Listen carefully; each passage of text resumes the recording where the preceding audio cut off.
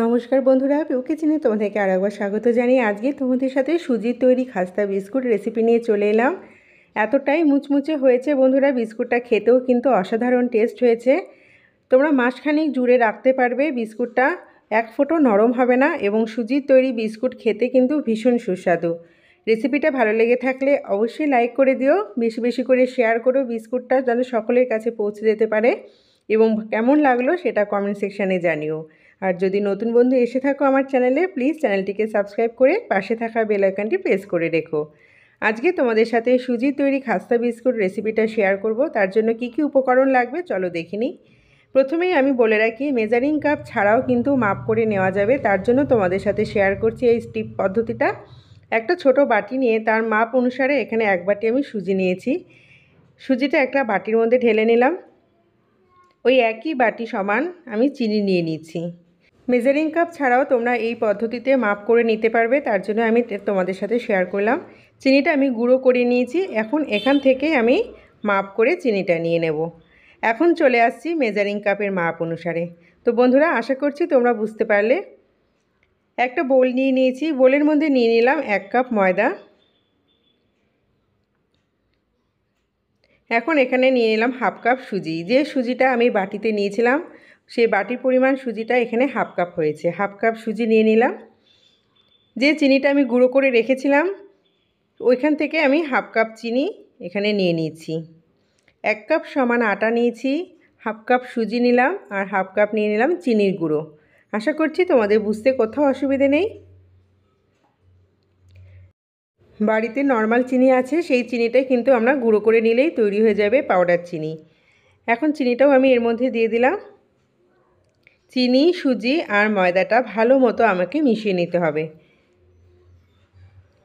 এর মধ্যে স্বাদ অনুসারে দিয়ে দেব অল্প একটু লবণ। পিঞ্চ অফ লবণ দিয়েছি স্বাদ মতো, যাতে নুন আর চিনির ব্যালেন্সটা ঠিক থাকে। হাফ কাপ তেল নিয়েছি, তবে তেল আমার পুরোটা লাগবে না, যতটা তেল লাগবে সেই অনুসারে আমি মাখবো। এখন একটা সুন্দর টাইট ডো তৈরি করব, তার জন্য আমি তেলটা দিয়ে দিলাম। তোমরা চাইলে এখানে বাটার অথবা ঘি ব্যবহার করতে পারো, না হলে সাদা তেল দিয়েও, এটা রিফাইন্ড তেল দিয়েও তৈরি করা যেতে পারে।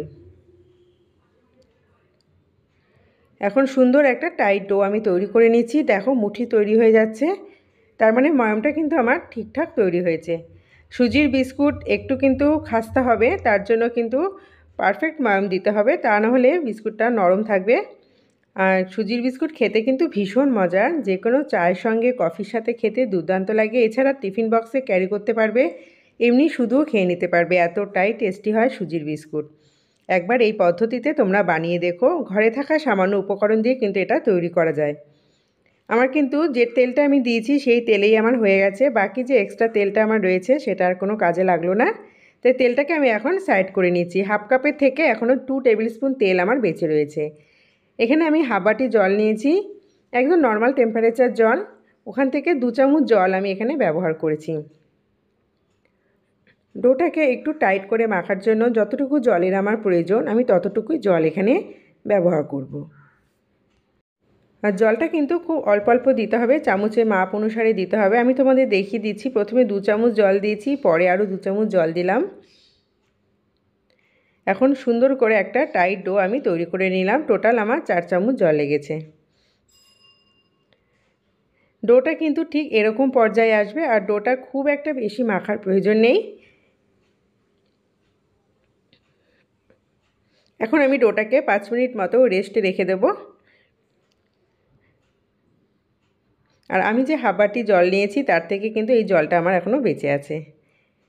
তো চলো এখন বিস্কুট বানিয়ে ফেলি। তার জন্য আমি বিস্কুটটাকে নিয়ে নিলাম একটা বেলানের ওপর। এখন সুন্দর করে একটু বেলে নেব লম্বা করে। তোমরা চাইলে এই পদ্ধতিতেও করতে পারো, স্কোয়ার মতো কেটে সুন্দর করে বেলে নিয়ে স্কোয়ার মতো কেটে নিতে পারো। আর যদি তোমাদের কাছে আর একটা জিনিস থেকে থাকে বন্ধুরা, তাহলে তো কোনো কথাই নেই, তাহলে তো খুব সোজাই হয়ে যাবে কাজটা, যেটা আমি করেছি।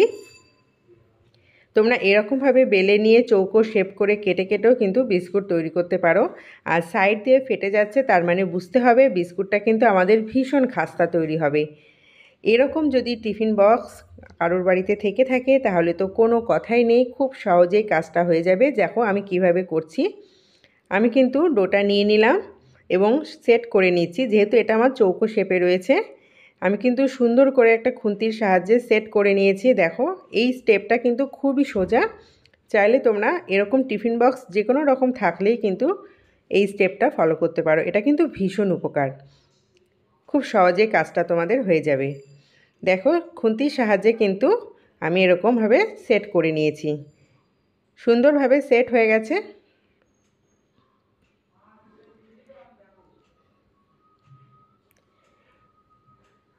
এরকমভাবে একটু সেট করে নিতে হবে। এখন আমি ওপর দিয়ে দেবো, তবে এটা পুরোপুরি অপশনাল। যদি বাড়িতে না থাকে অ্যাভেলেবেল, দেওয়ার দরকার নেই। আর যদি থাকে দিলে খুব ভালো হয় সাদা তিল।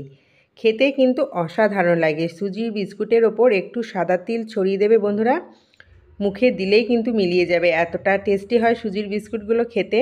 আর সাদা তিলের একটা নিজস্ব ফ্লেভার থাকে, খেতে কিন্তু ভীষণ মজার হয়। এখন আমি স্প্যাচুলা দিয়ে একটু তিলগুলোকে বসিয়ে দিচ্ছি, যাতে বিস্কুটের গায়ের মধ্যে লেগে থাকে। এখন আমি একটা ছুরির সাহায্যে সুন্দর করে স্কোয়ার শেপে কেটে নেব। দেখো কতটা ইজি হয়ে গেল প্রসেসটা। তোমরা কিন্তু এই স্টেপটা ফলো করতে পারো। আর এরকম টিফিন বক্স সাধারণত অনেকের বাড়িতেই থেকে থাকে।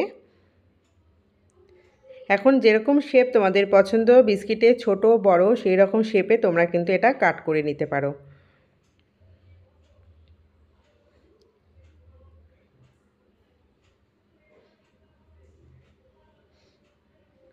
আমি কিন্তু বিস্কিটগুলো ঠিক এরকমভাবেই কেটে নিচ্ছি।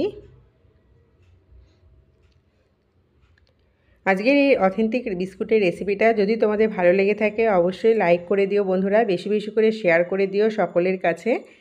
এবং চ্যানেলে নতুন বন্ধু এসে থাকলে চ্যানেলটিকে সাবস্ক্রাইব করে দিও, পাশে থাকা বেল আইকনটি অন করে রেখো।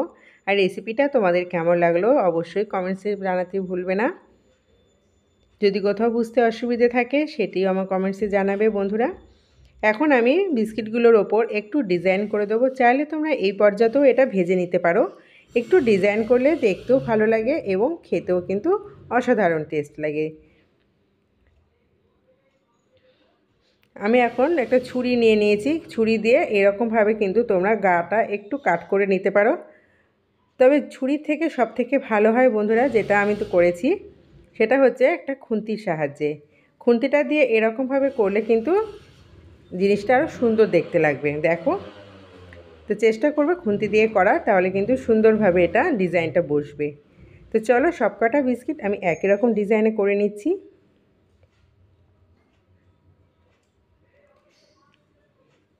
কতটা সুন্দর এবং লোভনীয় লাগছে বন্ধুরা, তোমরা আমাকে অবশ্যই কমেন্টসে জানাবে।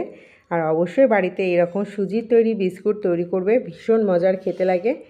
আর মাসখানিক তোমরা কিন্তু বয়মে রেখে দিতে পারবে। বন্ধুরা, আমার কিন্তু বিস্কিটগুলো একদম পারফেক্টলি রেডি হয়ে গেছে। দেখো, তোমরাই বলো কতটা সুন্দর দেখতে লাগছে, ভীষণ লোভনীয়। বন্ধুরা, আমি বলছি একবার তোমরা এইভাবে বানিয়ে দেখো, কতটা সুন্দর দেখতে লাগছে, খেতে কিন্তু অসাধারণ টেস্ট। তো চলো এবার ফ্রাই করে নিই। মিডিয়াম আঁচে এটা করতে হবে, খুব একটা টেম্পারেচারে দিতে হবে না, হালকা টেম্পারেচার হবে তেলের, তখনই বিস্কিটগুলো ফ্রাই করতে হবে। আর একটু সময় নিয়ে ভাজতে হবে। ঝটপট করলে কিন্তু বিস্কিটটা নরম থেকে যাবে, ওপরটা কালার ধরে নেবে, ভেতরটা নরম থেকে যাবে। এইভাবে আস্তে আস্তে উল্টে পাল্টে কিন্তু আমি বিস্কিটগুলো ভেজে নিচ্ছি। এবং বিস্কিটগুলো ভাজতে কিন্তু খুব একটা সময় লাগবে না, 10 মিনিট মতো সময় লাগবে। একটু সময় নিয়ে ভাজতে হবে। আর সময় নিয়ে ভাজলে কিন্তু বিস্কিটগুলো ভীষণ খাস্তা কুড়মুড়ে হবে এবং খেতে কিন্তু ভীষণ ভালো লাগবে। চা কফির সাথে কিন্তু দুর্দান্ত লাগে এরকম সুজির বিস্কুট। এইরকমভাবেই সব বিস্কিটগুলো আমি ভেজে নিয়েছি বন্ধুরা। গরম অবস্থায় বিস্কুট কিন্তু ভীষণ নরম থাকে, তাই ঠান্ডা হয়ে গেলে বিস্কুট কিন্তু ভীষণ শক্ত এবং খাস্তা হয়ে যায়। তাই ঠান্ডা হয়ে যাওয়ার পরই কিন্তু তোমরা এটা ব্যবহার করবে। আশা করছি আজকের রেসিপিটাও ভীষণ ভালো লাগলো। আমার সঙ্গে থাকার জন্য অসংখ্য ধন্যবাদ জানিয়ে রেসিপিটা এখানে শেষ করছি। চলে আসবো আবার নতুন একটা রেসিপি নিয়ে। ভালো থেকো, সুস্থ থেকো, টাটা।